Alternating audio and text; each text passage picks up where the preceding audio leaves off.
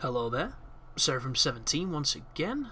This is my Thief Master Difficulty video walkthrough. This is the second part to Chapter 6, a Manor part, and we are moving out of the Northcrest Manor, but as you can see I'm listening to these crazy hallucinations.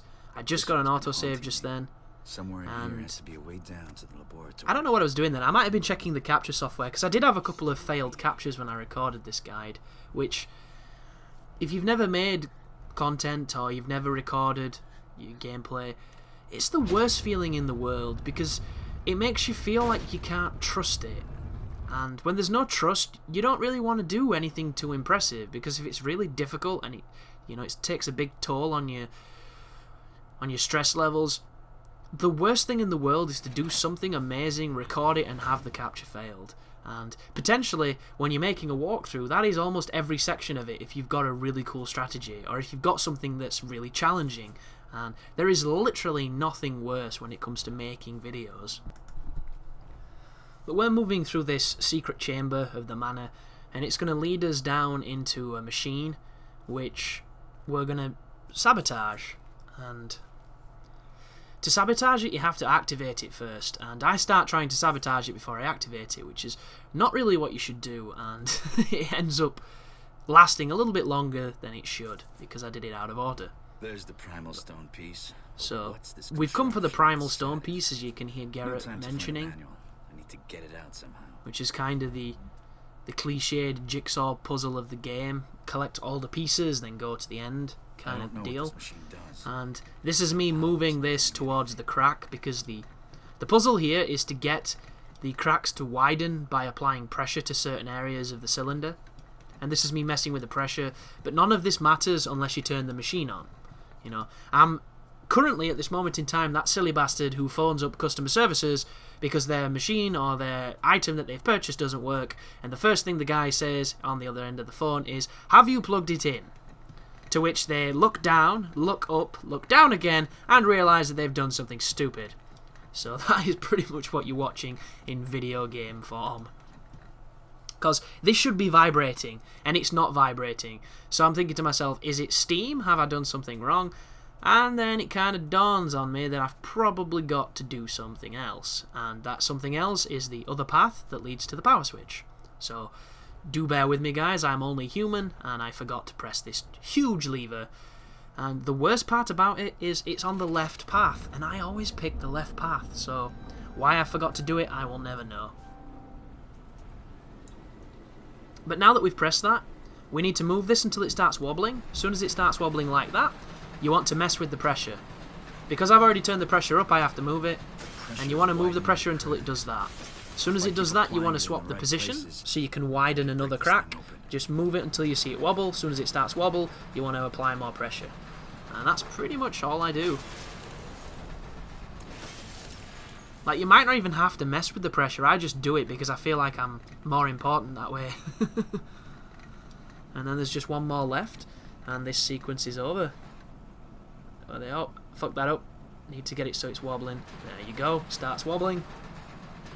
Hit that pressure, and we can smash it open, and I think that should be it. And there we go. Power of the Primal. Turns out Jesus was a dinosaur, and it's one of his teeth.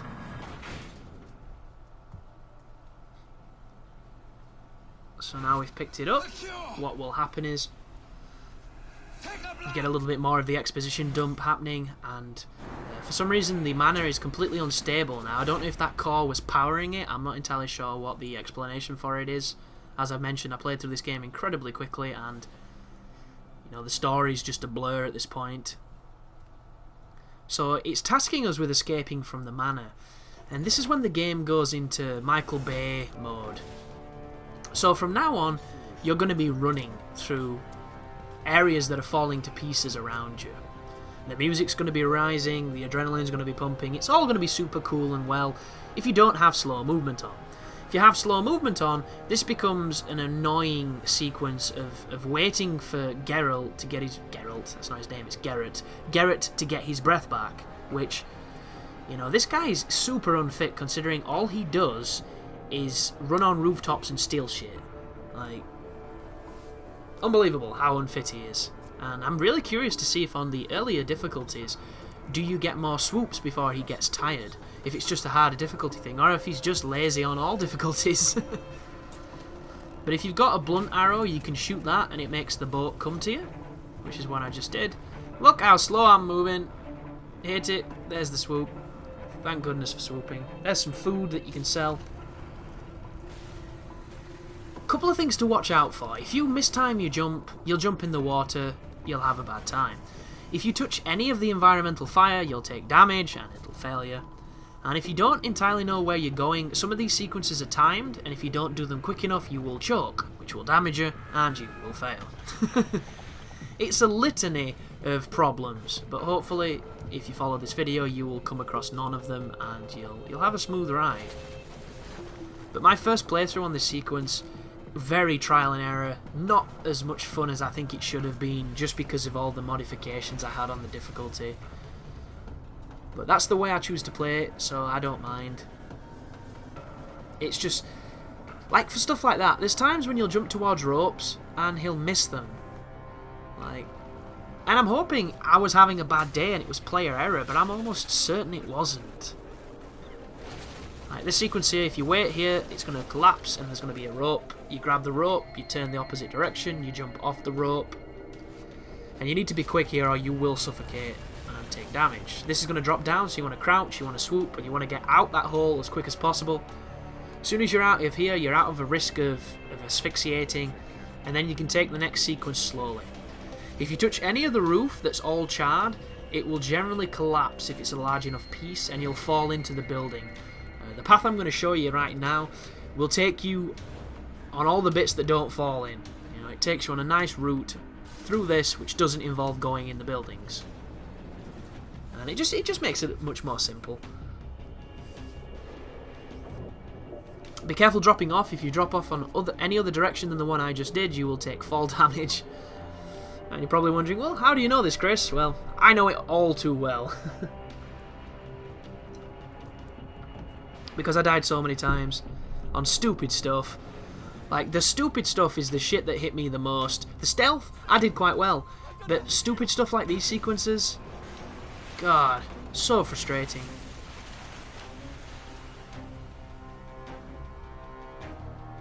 And it's the slow movement.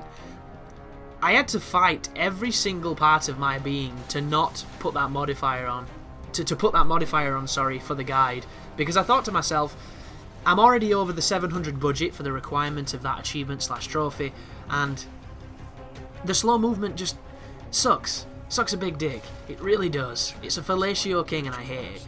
But there was another part of me that thought, well, maybe somebody puts it on and puts themselves in a bind and they need help and the guide won't be helpful for them. And then another part of me thinks, no, it's shit. It's utter shit. Who the hell wants to move slow? No one. It sucks. Don't do it. But then another part of me thought, well, maybe the strategies and the lines I've got won't work if I move fast. Or maybe I'll make more mistakes because I'll be moving faster and people will hear me easier. And in the end, I put it on. But it was an internal struggle, let me tell you that.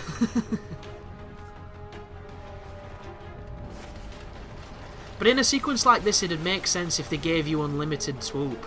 Like, unlimited swoop would enable you to move very quickly. It wouldn't bust the difficulty because the only difficulty here is knowing where to go and not touching environmental hazards. You know, he can do a ridiculous Michael Jordan jump, yet when I needed him to swoop more than 5 times consistently, he kept getting chest pains. You know, whatever else he has wrong with him. More supplies. Collapsed lungs. It's just not a fit man. But that's the end of the level, folks, and hopefully that will help anybody struggling with it. And as always, you take care now.